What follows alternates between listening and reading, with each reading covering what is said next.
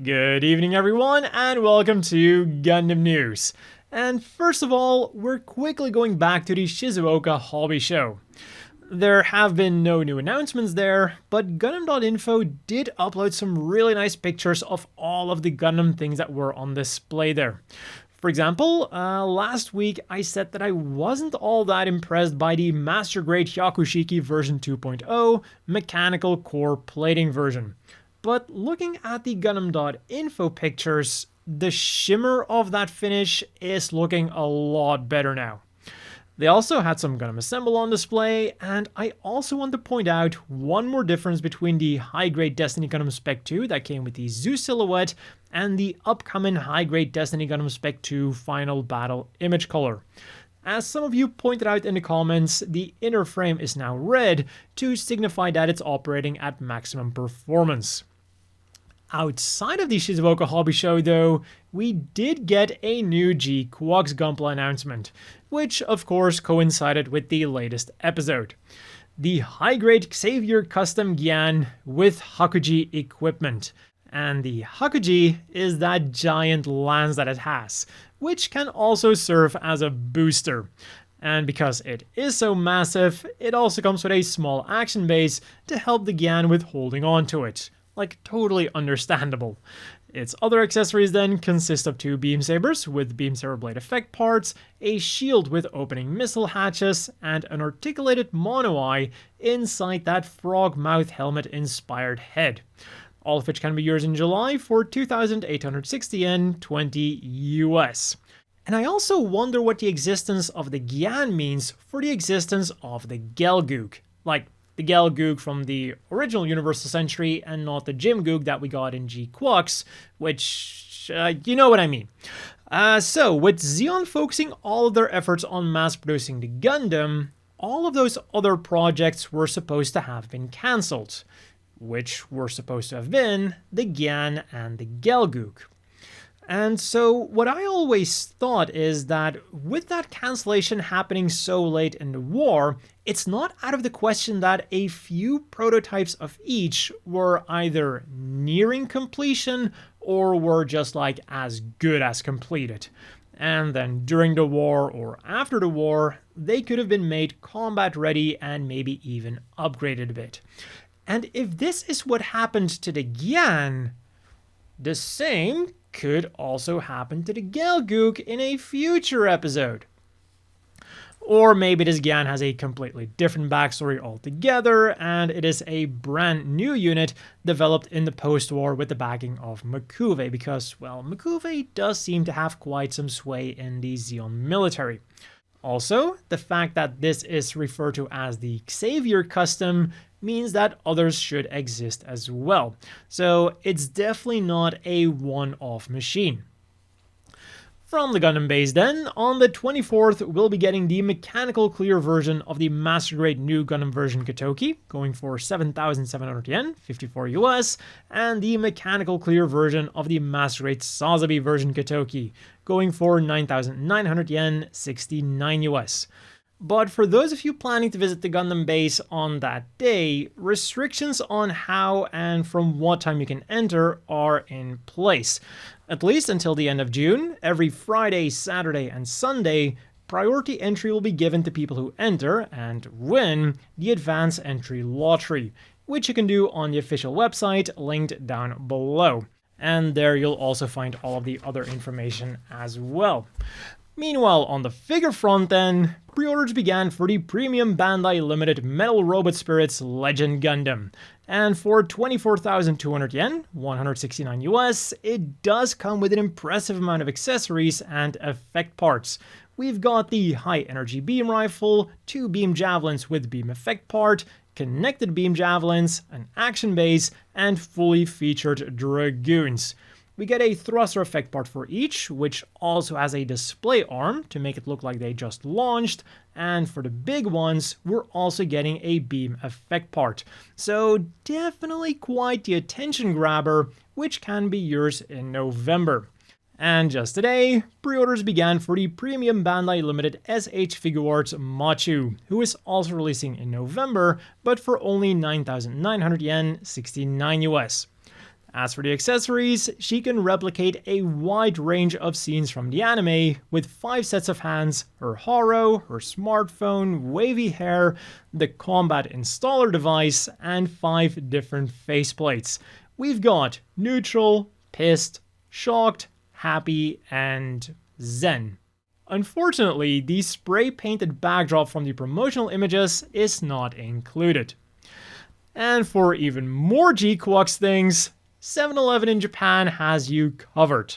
There's a Machu Nyan or Shuji plushie for 4,378 yen, 31 US, so that you can give your favorite the hug that they deserve, or you can get him as an acrylic badge set for 1,908 yen, 14 US, or as an acrylic stand and keychain combo for 1,100 yen each, 8 US.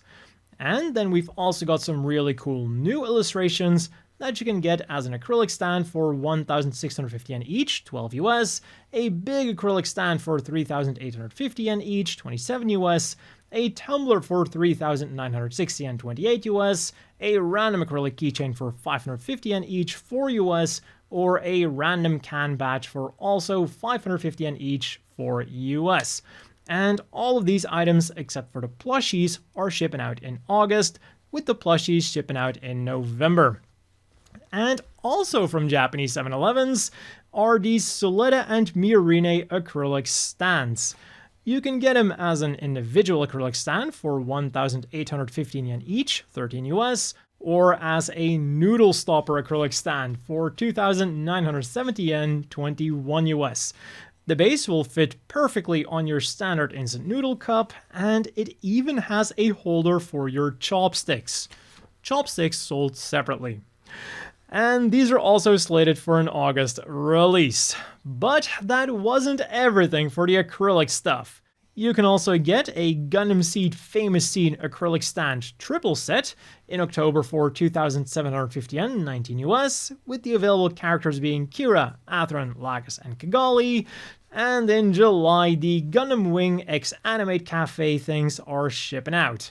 They're currently up for pre-order, and you can get a mini acrylic stand for 800 yen, 5.5 US, an acrylic block with a screenshot from the opening for 900 yen, 6 US, an acrylic block with a screenshot from the Endless Waltz movie for another 900 yen, 6 US, or a sticker twin pack for 750 yen, 5 US, featuring a famous quote from the anime, like Hiro's "I'll kill you" or "Mission complete." Or, if you want something more edible, then in December you can get the 4th volume of Gundam Niiformation Wafers. One package goes for 143 yen, 1 US, and comes with a vanilla cream flavored wafer and one of 36 stickers featuring characters and mobile suits from Char's Counterattack, Gundam Seed, and GQUX. On the gaming front then, the biggest news was no doubt the release of Gundam Seed Battle Destiny Remastered. At the time of recording, it only just got released, so I haven't had the time to play it yet, but I will have a review up for it in a couple of days. But I am expecting to like it quite a bit because, well, I did platinum the Vita version, so I'm definitely not biased here. Anyways, in G Generation Eternal, they're celebrating the 7th episode of GQUX with 300 diamonds, an SSR Gaia GQUX version, and an SSR Ortega GQUX version, and they also announced that on the 23rd they'll be holding the Master League Season 0, which is like a beta version of the event to gather feedback, which will then be used for future Master Leagues. In Gundam Battle Operation 2 for PlayStation then, the Oberon with Chobham armor has joined the fray, while on Steam the Denon Zon is ready for the invasion. In UC Engage, we got power augmentation operations, a raid battle against the Big Zam, and an event unit assembly for the UR Karasoon and her UR Gaemok. And in the Arsenal Base arcade game, 4 Squad Season 2 FQ boosters have gone up for sale, allowing you to snag some cool new cards. And the flagship cards, so to speak, are the Kimaris Vidar and Galio, the Bill and McGillis, the Justice and Atheron, and the Strike Noir and Sven. With Sven looking like he's trying to mimic Hito when Rolina first found him. Don't try to move. The ambulance is almost here. Did you see? See what? Moving on to the other news then, Yoshiyuki Tomino will be appearing at the Space Tide 2025 event to talk about how we can realize the Universal Century in real life, meaning that if you're living in Australia, I wish you the best of luck. And we got an RX-78-2 and GOG manhole installed in Katori, located in the Chiba Prefecture. The RX-78-2 manhole is in the Tachibana Fureai Park, and the GOG is in the Kurobe Sports Park. As for the things you could get this week then, we started on the 19th with a set of Gundam-themed chocolate bars, which also include a play feature. The goal is to tear off the chocolate surrounding the mobile suit without tearing off a part of the mobile suit itself, and there are 3 levels of difficulty. There's 8 different designs, each made up out of milk chocolate, white chocolate, strawberry chocolate, and caramel chocolate, and one bar will set you back 149 yen, around $1. And with all of that sugar in your system, one day later you could focus on getting this Haro plushie with a beanie from Japanese arcades. It is around 30 centimeters tall, making it about the size of a perfect grade. And on the same day, you could also get the Gundam Next Future Pavilion guidebook online at the Aeon store and Sunrise store, or you could go for these GQUX 1000 pieces jigsaw puzzles. They go for 4,400 yen each, 31 US, and you can choose between either the teaser visual or the key visual from the movie. And then just today, Japanese 7-Elevens began handing out these GQUX A4 clear files to people who buy 3 participating packs of gum. You can get Machu, Nyan, Shuji, the GQUX, or the Red Gundam. For this week's apparel news then, Strict G kicked things off on the 16th with pre-orders for some GQUX keychains, which will also become available in physical Strict G stores on the 30th. You can get a frame-style keychain featuring Machu, Nyan, or Shuji for 1,320 yen, 9 US, or a standard acrylic keychain featuring Machu, Nyan, Shuji, Shalya, Char, Komori, or Xavier.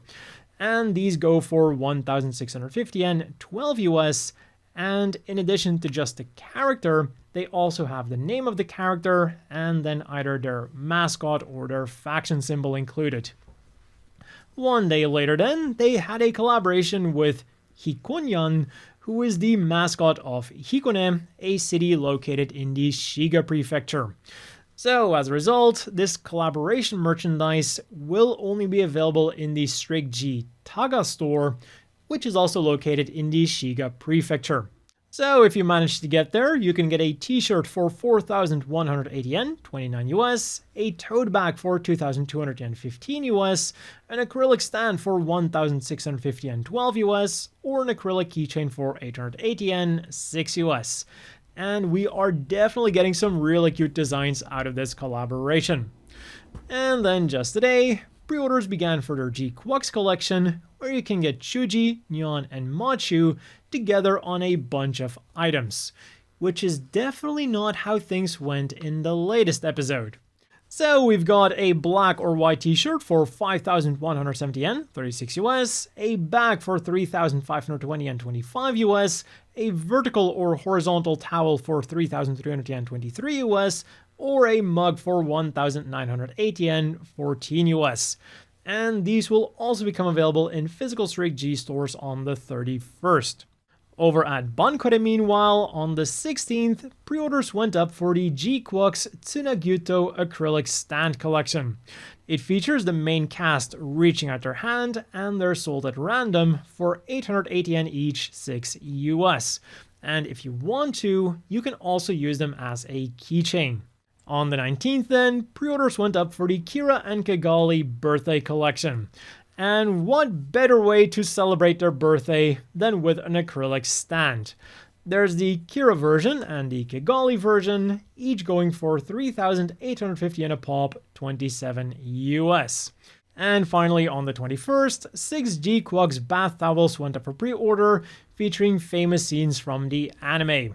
They go for 4,620 yen each, 32 US, and can either be used as an actual towel or as a decoration for your room. And all of these bond credit items are shipping out in July. And as always, let's quickly wrap things up with the polls. With the latest unimpressive Gundam Metaverse beta test coming to a close, I wanted to know what the money that went into the Gundam Metaverse would have been better spent on. More master grades, remaking the OG Gundam anime, keeping Gundam Evolution alive, or improving the Gunpla scan technology. And funnily enough, that also ended up being their final ranking, with 51% asking for more master grades. A grade that has unfortunately been seriously neglected by Bandai. And to make matters worse yet, most of the master grades that we do get seem to be relegated to Premium Bandai, making them harder to get for people in countries that do have Premium Bandai, and making them much harder to get for people living in countries where they don't have Premium Bandai. 26% then voted for the original anime to be remade. And to be honest, one of my personal impossible dreams is seeing the series remade with like an 08th MS Team-esque animation, like they did with those video game cutscenes that I love using in my videos. Next up, 14% voted for keeping Gundam Evolution alive, so F in chat, and only 9% voted for improving the Gunpla scan technology, which is kinda sad because it's like the one thing that is somewhat related to the Gundam Metaverse, and it's in last place. And based on some of the comments that I've seen, I also wonder if like the novelty factor is beginning to wear off. In the sense of like, yeah, it's cool that we have the basic version now, but wake me up when we have build fighters in real life, or at least something realistically possible. As for the currently ongoing poll then, with all of those recent Gunpla announcements, I wanted to know which one you're looking forward to the most, and to keep things interesting, I went with kits from different anime and from different grades. So we have the Perfect Grade Unleashed New Gundam, the High Grade Gyan Xavier Custom, the Master Grade Barb's Loops, and the Entry Grade Wing Gundam. And I'm especially curious to see how the Perfect Grade Unleashed New Gundam is going to do. Because while there is no doubt that it is a very impressive model kit, I've also seen a lot of people complaining about the price, so I wonder how that is going to affect its ranking. And to be honest, it is quite expensive, but unfortunately, Gunpla, like across the board, has been getting more expensive lately. But yeah, I wonder how the three cheaper options are going to perform. And if you want to cast your vote, I'll of course have the link down below. As always, a big thank you to the Patreon supporters. I hope everyone watching has a great evening, and I'll see you all next week with more Gundam news.